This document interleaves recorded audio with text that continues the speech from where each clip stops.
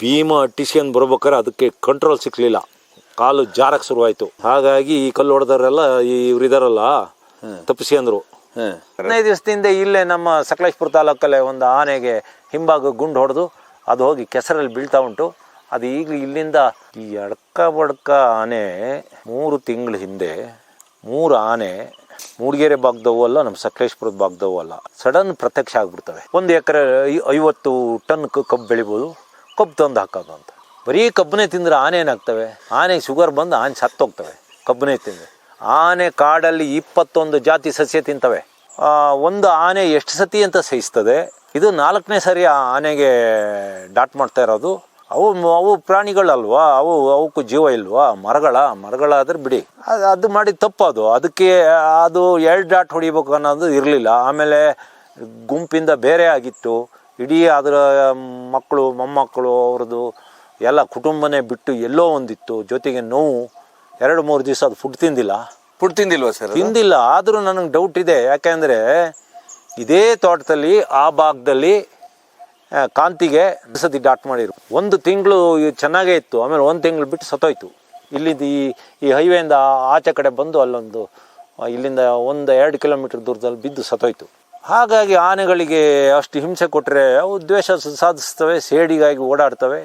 ಸೇಡು ತೀರ್ಸೋ ಮನೋಭಾವನೆ ಇಡೀ ಅವರ ರಕ್ತದಲ್ಲೇ ಇದೆ.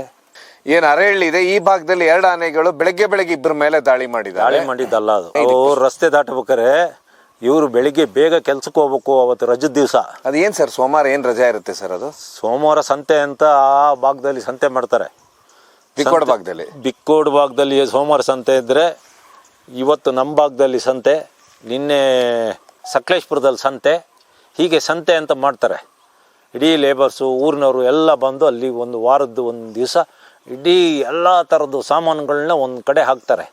ಅದಕ್ಕೆ ಸಂತೆ ಅಂತಾರೆ. ಅವತ್ತು ಫುಲ್ಲು ಒಂದು ಸಾಮಾನು ಕೊಂಡ್ರೆ ಮತ್ತೆ 1 ವಾರಕ್ಕಾಗಷ್ಟು ತರಕಾರಿಗಳನ್ನೆಲ್ಲ ಕೊಂಡು ಮತ್ತೆ 1 ವಾರ ಕೆಲಸ ಮಾಡ್ತಾರೆ. ಹೀಗೆ ಒಂದೊಂದು ಭಾಗದಲ್ಲಿ ಒಂದೊಂದು ದಿನ. ಇವತ್ತು ಶುಕ್ರವಾರ ಒಂದು ಕಡೆ, ಶನಿವಾರ ಸಂತೆಯಲ್ಲಿ ಸಂತೆ, ಇನ್ನೂ ಬೇರೆ ಕಡೆ. ಹಾಗೆ ಆ ಸಂತೆ ರಾಜ್ಯದಲ್ಲಿ ಬೆಳಿಗ್ಗೆ ಇವರು ಯಾವುದೋ ಮಧ್ಯಾಹ್ನದವರೆಗೂ ಕೆಲಸ ಮಾಡಿ ಇನ್ನು ಬೆಳಿಗ್ಗೆ ಬೇಗ ಯಾವುದೋ ಒಂದು ಎಸ್ಟೇಟಿಗೆ ಇವರು ಬೇಗ ಹೋಗ್ತಾ ಇರ್ಬೇಕಾರೆ ಇಬ್ಬನಿ ಬಿದ್ದಿತ್ತು. ಆನೆಗಳು ಮನುಷ್ಯರು ಕಣ್ಣಿಂದ ತಪ್ಪಿಸಿಂದ ಎಲ್ಲಾರ ಹೋಗಿ ನಿದ್ದೆ ಮಾಡೋಣ ಅಂತ ಅವಸರದಲ್ಲಿ ಹೋಗ್ಬೇಕಾರೆ ಇವರು ಹೋಗಿ ಆನೆಗೆ ಡ್ಯಾಶ್ ಹೊಡೆದಿರೋದು. ಈಗ ಅದೇ ಸರ್, ಈಗ ಏನು ಸಮಸ್ಯೆ ಅಂತ ಹೇಳಿದ್ರೆ, ಈಗ ಒಂದು ಸಕಲೇಶ್ಪುರ ಭಾಗದಲ್ಲಿ ETF ಅವ್ರಿಗೆ ಜೀಪ್ ಎಲ್ಲ ಕೊಟ್ಟಿದ್ದಾರೆ, ಬೇಲೂರು ಭಾಗದಲ್ಲಿ ಜೀಪ್ ಕೊಟ್ಟಿಲ್ಲ. ಆಮೇಲೆ ಈ ಚಳಿಯಲ್ಲಿ ಅವ್ರು ಹೇಗೆ ಕೂತ್ಕೋಬೇಕು, ವಿಪರೀತ ಚಳಿ ಇರುತ್ತೆ, ಬೆಳಗ್ಗೆ ಮಂಜೆಲ್ಲ ಬಿದ್ದಿರುತ್ತೆ, ಅವರು ಕಾಡಿಯಲ್ಲಿ ಹೇಗೆ ಕಾಯ್ಲಿಕ್ಕೆ ಸಾಧ್ಯ ಅಂತ ಹೇಳಿದ್ರೆ ಅವ್ರು ಸೇಫ್ಟಿ ನೋಡ್ಕೋಬೇಕಲ್ಲ. ಈಗ ಲೊಕೇಶನ್ ಹಾಕ್ಬೇಕಾದ್ರು ಇದು ಹೇಗೆ ಸರ್? ಇದೇನಂತೀರಾ ನೀವು ETF ಬಗ್ಗೆ? ETF ಬಗ್ಗೆ ಮಾತಾಡ್ಬೇಕು ಅನ್ನೋದಾದ್ರೆ, ETF ಇದ್ರ ಹುಡುಗರಿಗೆಲ್ಲ ಏನು ದೊಡ್ಡ ಶ್ರೀಮಂತರಲ್ಲ. ಅವ್ರಿಗೆ ಮನೇಲಿ ಇದ್ದಿದ್ರೆ ಅವ್ರು ಯಾಕೆ ಬರ್ತಿದ್ರು? 2 ತಿಂಗಳಾದರೂ ಇವ್ರಿಗೆ ಸಂಬಳ ಕೊಟ್ಟಿಲ್ಲ. 10 ತಿಂಗಳಾದರೂ ಇವರಿಗೆ ರೇಷನ್ ಕೊಟ್ಟಿಲ್ಲ. ಇವರೇ ಸ್ವಂತ ಎಲ್ಲೆಲ್ಲೋ ಸಾಲ ಮಾಡಿ ಒಂದೊಂದು ಅಂಗಡಿಯಲ್ಲಿ ಸಾಲ ಮಾಡ್ಕೊಂಡು 5-10 ಸಾವಿರ ರೂಪಾಯಿ ಸಾಲ ಮಾಡ್ಕೊಂಡು, ಅದು ಮಧ್ಯಾಹ್ನ ಅಡುಗೆ ಮಾಡ್ಕೊಂಡು ಊಟ ಮಾಡ್ಕೊಂಡಿದ್ದಾರೆ. ಇವರಿಗೆ 15,000-16 ಸಾವಿರ ಕೊಡ್ತೀವಿ ಅಂತ ಹೇಳ್ತಾರೆ. ಅವರಿಗೆ 12-13 ಸಾವಿರ ದುಡ್ಡು ಬರ್ತಾ ಇರೋದು. ಈಗ ನೋಡಿ, ಇಲ್ಲಿ ಕೂಲಿ ಮಾಡೋರು 500 ರೂಪಾಯಿ ಸಂಬಳ ಕೊಡ್ತಿದ್ವಿ ನಾವು.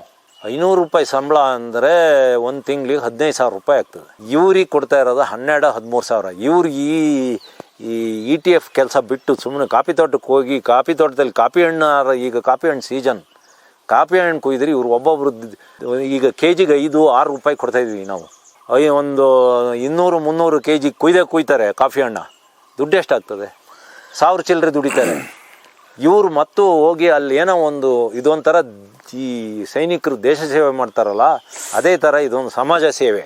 ಇವರಿಲ್ಲ ಅಂದಿದ್ದರೆ ಇನ್ನೂ ಎಷ್ಟು ಜನ ಸಾಯ್ತಿದ್ರು. ಇಂಥ ಪಾಪದ ಹುಡುಗರಿಗೆ ಜೀಪ್ ಕೊಡ್ತಾರೆ, ಜೀಪಿಗೆ ಡೀಸೆಲ್ ಇಲ್ಲ. ಯಾರೋ ಒಬ್ಬ ಇವರೇ ಎಲ್ಲ ದುಡ್ಡು ಹಾಕಿ ಜೀಪಿಗೆ ಡೀಸೆಲ್ ಹಾಕ್ತಾರೆ. ಆಮೇಲೆ ಕೆಲವು ಕಡೆ ಇವರು ಮೋಟ್ರ್ ಬೈಕ್ ತಗೊಂಡು ಹೋಗ್ಬೇಕು. ಆಲೂರು ಲಾಸ್ಟು ಬಾರ್ಡ್ರಲ್ಲಿರೋ ETF ಹುಡುಗರು ಬೇಲೂರಿನ ಲಾಸ್ಟ್ ಭಾಗಕ್ಕೆ ಹೋಗಿ ದಿನ ಕೆಲಸ ಮಾಡಿ ವಾಪಸ್ ಹೋಗ್ಬೇಕು. ಪೆಟ್ರೋಲ್ ಯಾರು ಕೊಡೋರು? ಹೀಗೆಲ್ಲ ಇದೆ. ETF ಅವರು ನಿಮ್ಗೆ ಕೆಲಸ ಮಾಡ್ತಿದಾರಲ್ಲ, ಅವರಿಗೆ ಕರೆಕ್ಟಾಗಿ ಸಂಬಳ ಊಟ ಕೊಡಲಿ. ಜೀಪ್ ಇಲ್ಲ, ಜೀಪ್ ಕೊಟ್ಟಿಲ್ಲ. ಆಮೇಲೆ ವಿಪರೀತ ಚಳಿ ಬೀಳುತ್ತಂತೆ. ಚಳಿ ಎಲ್ಲ ಕಡೆ ಇದ್ದಿದ್ದೆ, ಇನ್ನು ಚಳಿ ಸ್ಟಾರ್ಟು. ಇಲ್ಲಿ ಮಲೆನಾಡಲ್ಲಿ ಬಯಲುಸೀಮೆಯಲ್ಲಿ ಎಲ್ಲ ಕಡೆನೂ ಇನ್ನು ನವೆಂಬರ್ ತಿಂಗಳಿಂದ ಸಿಕ್ಕಾಪಟ್ಟೆ ಚಳಿ, ಇಬ್ಬನಿ ಬೇರೆ ಬೀಳ್ತಾ ಇದೆ. ಇಬ್ಬನಿನೂ ಬೀಳುತ್ತೆ. ಇದು ಮಾಮೂಲಿ ಇಲ್ಲಿ ಇದೆ ಹೇಗೆ ವೆದರ್ ಹೇಗೆ, ಅವ್ರಿಗೆ ಹೇಗೆ ಓಡಾಡೋದು ಹೇಗೆ, ಅವ್ರ ಮೋಟರ್ ಬೈಕಿಗೆ ಪೆಟ್ರೋಲ್ ಯಾರು ಕೊಡೋದು? ಇದೆಲ್ಲದಕ್ಕಿಂತ ಎರಡು ವಿಶೇಷ ಚರ್ಚೆಗಳು ಈ ಬಾರಿ ಸದನದಲ್ಲಾಗುತ್ತೆ. ಒಂದು, ಆನೆಧಾಮ ನಿರ್ಮಾಣ ಮಾಡ್ಬೇಕಂತ ಹೇಳಿ. ಗುಂಡಿಕ್ಕಿ ಅನ್ನೋ ಒಂದು ಚರ್ಚೆನೂ ಬರುತ್ತೆ. ಗುಂಡಿಕ್ಕಿ ಅನ್ನೋದು ಪ್ರಚೋದಿಸಿದಾಗ ಆಗುದಿಲ್ವಾ, ಅಥವಾ ಆನೆಧಾಮ ನಿರ್ಮಿಸ್ಲಿಕ್ಕೆ ಸಾಧ್ಯನಾ? ಸದನದಲ್ಲಿ ಆನೆಗೆ ಗುಂಡಿಕ್ಕಿ ಅಂತ ಜಾತ್ಯತೀತ ಪಕ್ಷದವರು ಪ್ರಚಾರ ಏನು ಮಾಡ್ತಾರೆ ಹೇಳಿ?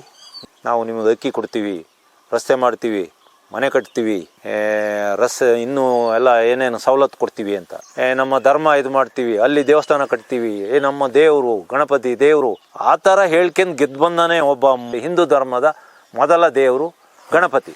ಯಾರು ಏನು ಕೆಲಸ ಮಾಡೋದಿದ್ರು ಫಸ್ಟ್ ಗಣಪತಿಗೆ ಕೈ ಮುಗಿದು ಗಣಪತಿಗೆ ಇಂದಲೇ ಶುರುವಾಗೋದು ಎಲ್ಲ ಕೆಲಸಗಳು. ಅಂತ ಗಣಪತಿ, ಆನೆ ಅಂದ್ರೆ ಗಣಪತಿ, ಆನೆನೇ ಗುಂಡು ಹೊಡೀರಿ ಅಂತ ಹೋಗ್ಲಿ, ಒಬ್ಬ ಜವಾಬ್ದಾರಿ ಸ್ಥಾನದಲ್ಲಿರೋ ಒಬ್ಬ ಮನುಷ್ಯ ಆ ರೀತಿ ಹೇಳೋದು ಸರಿನಾ? ಅದೇ ನೋಡಿ, ಹಾಗಂತ ಹೇಳಿದ ಕೂಡಲೇ ಖಾದರ್, ಕ್ಯೂಟಿ ಖಾದರ್ ಸ್ಪೀಕರ್ ಅವ್ರು ಏನಂತ ಹೇಳಿರು ಗೊತ್ತಾ? ಈ ಭೂಮಿ ಮೇಲೆ ಎಲ್ಲ ಜೀವಿಗಳಿಗೂ ಬದುಕುವ ಹಕ್ಕುಂಟು. ಅವ್ರು ಹಾಗೆ ಹೇಳಿದ್ದು ತಪ್ಪು, ಹಾಗೆ ಹೇಳಬಾರದು. ನಾಳೆ ಹಳ್ಳಿಯರಿಗೆ ಇದೇ ಸಾಕು, ಹೋಗಿ ಆನೆಗೆ ಗುಂಡು ಹೊಡಿತಾ ಇದ್ದಾರೆ, ಹಿಂದೆಲ್ಲ ಹೊಡಿತಾ ಇದ್ದಾರೆ, ಇನ್ನೂ ಜಾಸ್ತಿ ಮಾಡ್ತಾರೆ ಹೊಡೆಯೋಕೆ. ಅದು ತಪ್ಪು, ಹಾಗೆ ಹೇಳ್ಬಾರ್ದು. 15 ದಿವಸದಿಂದ ಇಲ್ಲೇ ನಮ್ಮ ಸಕಲೇಶ್ಪುರ ತಾಲೂಕಲ್ಲೇ ಒಂದು ಆನೆಗೆ ಹಿಂಭಾಗ ಗುಂಡು ಹೊಡೆದು ಅದು ಹೋಗಿ ಕೆಸರಲ್ಲಿ ಬೀಳ್ತಾ ಉಂಟು. ಅದು ಈಗಲೂ ಇಲ್ಲಿಂದ ಕರೆಕ್ಟಾಗಿ ಒಂದು ಏರ್ ಡಿಸ್ಟೆನ್ಸ್ ಅಂದರೆ ಒಂದು 10-12 ಕಿಲೋಮೀಟ್ರಲ್ಲಿ ಆ ಗಂಡಾನೆ ಉಂಟು. ಇಲ್ಲಿ ನನ್ನ ಮುಖದ ನೇರ ಉಂಟು ಆ ಆನೆ. ಈಗ ಅದು ಗುಂಡು ಹೊಡೆದಾರೆ, ಮೊನ್ನೆ ಹೊಡೆದಿದ್ದಾರೆ. ನಮ್ಮ ಕಾಫಿ ಪ್ಲಾಂಟ್ರೆ ಹೊಡೆದಿರೋದು. ಯಾರು ಪಾಪದವರು ಯಾರ ಹತ್ರ ಗನ್ನಿಲ್ಲ, ಗನ್ ಇರೋದೇ ಅದರಲ್ಲೂ ಕಾಫಿ ಪ್ಲಾಂಟ್ಗಳ ಹತ್ರ. ಇನ್ಯಾರು ಹೊಡಿಯಕ್ಕೆ ಬರ್ತೀವಿ? ಪಾಪದ್ದು ಹೊಡಿತಾರ?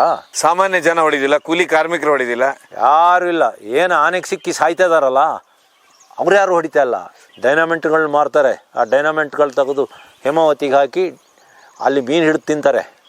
ಡೈನಾಮೆಂಟ್ ಬ್ಲಾಸ್ಟ್ ಮಾಡಿದರೆ ಸುತ್ತಮುತ್ತ 50 ಅಡಿ ದೂರದಲ್ಲಿ ಮೀನು ಯಾವುದು ಜಲ ಜೀವಿ ಏನೂ ಉಳಿಯಲ್ಲ. ಅಷ್ಟೇ ಅಲ್ಲ, ಭೂಮಿಯ ವೈಬ್ರೇಷನಿಗೆ ಭೂಕುಸಿತ ಆಗ್ತಾ ಉಂಟು.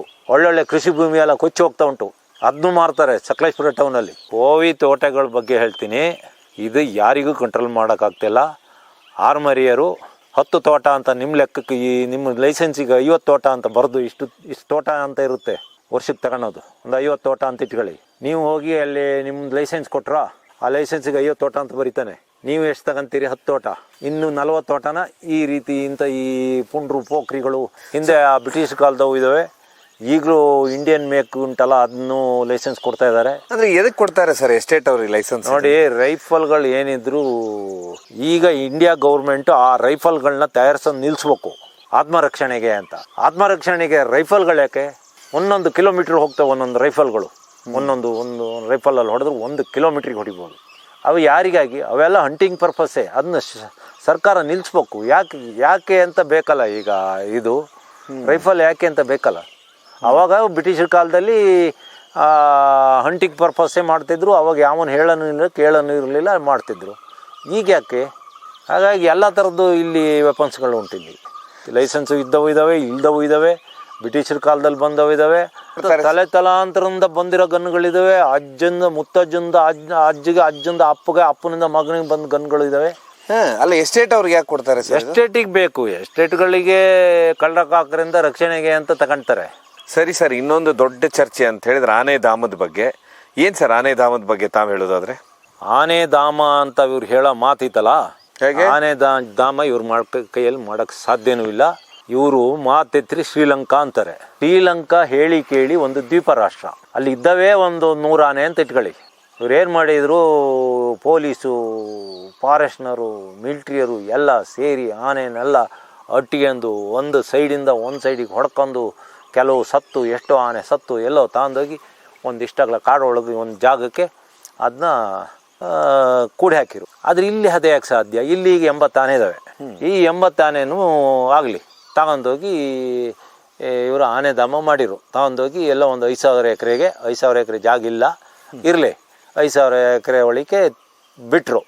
ಆದರೆ ಪನ್ನೇರುಘಟ್ಟದಿಂದ ಇಲ್ಲಿಗೆ ಆನೆಗಳು ಬರ್ತಾ ಇದ್ದಾವೆ. ಈ ಕಡೆಯಿಂದ ಭದ್ರಾ ಕಡೆಯಿಂದ ಆನೆಗಳು ಬರ್ತಾ ಇದ್ದಾವೆ. ಈ ಕಡೆಯಿಂದ ಪಶ್ಚಿಮ ಘಟ್ಟದಿಂದ ಆನೆಗಳು ಬರ್ತಾ ಇದ್ದಾವೆ. ಈ ಕಡೆ ಕೊಡಗಿಂದ ಬರ್ತಾ ಇದ್ದಾವೆ. ಈ 80 ಆನೆ ಕೂಡ ಹಾಕಿ ಕುಳಿ ಅವುಗಳೆಲ್ಲ ಬಂದು ಇಲ್ಲಿ ಮತ್ತೆ 80 ಆನೆ ಆದರೆ ಏನು ಮಾಡ್ತೀರಿ? ಸರಿ, ಈ 80 ಆನೆ ಕೂಡಾಕಿರೋರು. ಈ 80 ಆನೆಗೆ ಒಂದು ಆನೆಗೆ 200 kg ಫುಡ್ ಬೇಕು. 80 ಆನೆ ಅವಕ್ಕೆ ಫುಡ್ಡು ಅಂದ್ರೆ ಮೊನ್ನೆ ಯಾರು ಹೇಳ್ತಾ ಇದ್ರು, ಕಬ್ಬು ಬೆಳೆಯೋದು 1 ಎಕರೆ 50 ಟನ್ ಕಬ್ಬು ಬೆಳಿಬೋದು, ಕಬ್ಬು ತಂದು ಹಾಕೋದು ಅಂತ. ಬರೀ ಕಬ್ಬನೇ ತಿಂದ್ರೆ ಆನೆ ಏನಾಗ್ತವೆ? ಆನೆಗೆ ಶುಗರ್ ಬಂದು ಆನೆ ಸತ್ತೋಗ್ತವೆ ಕಬ್ಬನೇ ತಿಂದರೆ. ಆನೆ ಕಾಡಲ್ಲಿ 21 ಜಾತಿ ಸಸ್ಯ ತಿಂತವೆ. ಹುಲ್ಲು 10ರಿಂದ 15 ಈ ಹುಲ್ಲು ಇದೆಯಲ್ಲ, 10-15 ಜಾತಿ ಹುಲ್ಲುಂಟು, ಅದನ್ನ ತಿಂತವೆ. ಸರಿ, 16,000 kg ಫುಡ್ ಬೇಕಲ್ಲ 80 ಆನೆಗೆ ಒಂದು ದಿವಸಕ್ಕೆ. ಇವ್ರು ಎಲ್ಲಿಂದ ತಂದು ಕೊಡ್ತಾರೆ? ಎಷ್ಟು ಅಂತ ತಂದು ಕೊಡ್ತಾರೆ? ಎಷ್ಟು ದಿವಸ ತಂದು ಕೊಡ್ತಾರೆ?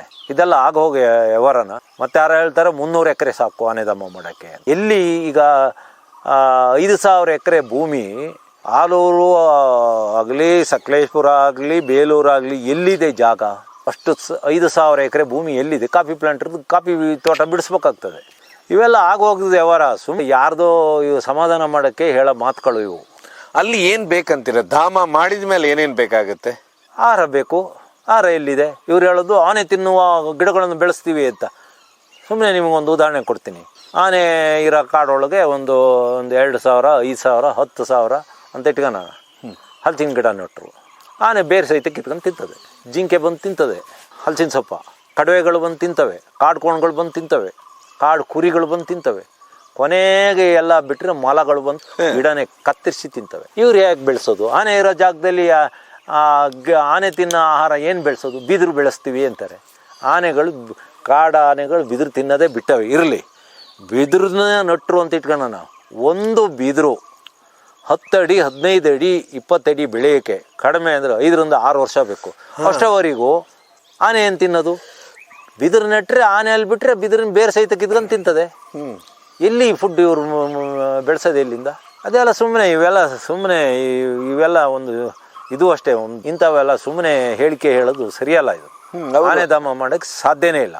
ಆನೆಗಳು ಸರಿ, ಈಗ ಬೇಲೂರು ಭಾಗದಲ್ಲಿ ಆನೆಗಳಿದ್ದಾವೆ.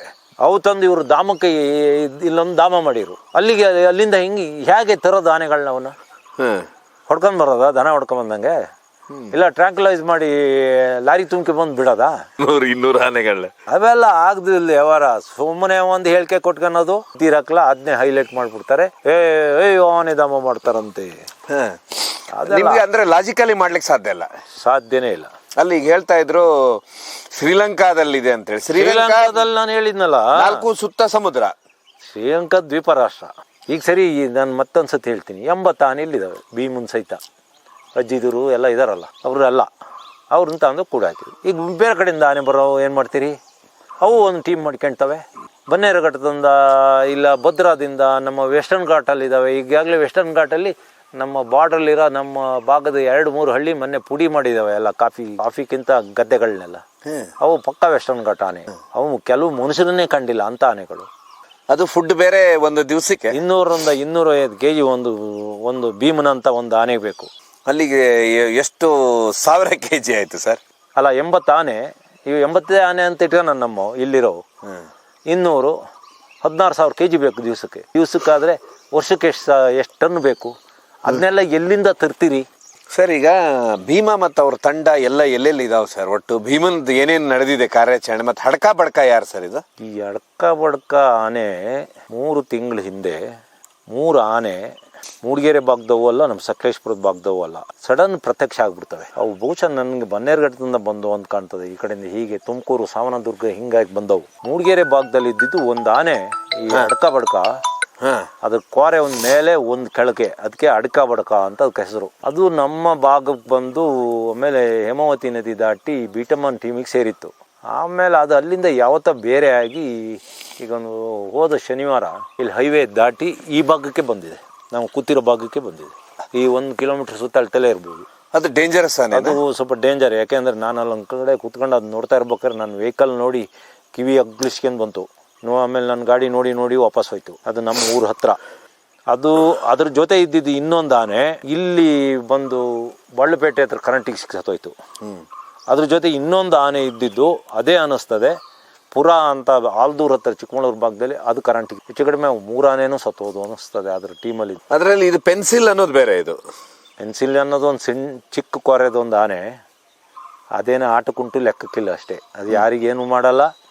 ಅದ್ರ ಪಾಡಿಗೆ ಗುಂಪಲ್ಲಿದೆ. ಸರ್ ಭೀಮಂದ್ ಹೇಗಿದೆ ಈಗ ಎಲ್ಲ? ಭೀಮಾ ಯಾಕೆ ತಣ್ಣಗಾಗಿದ್ದಾನೆ.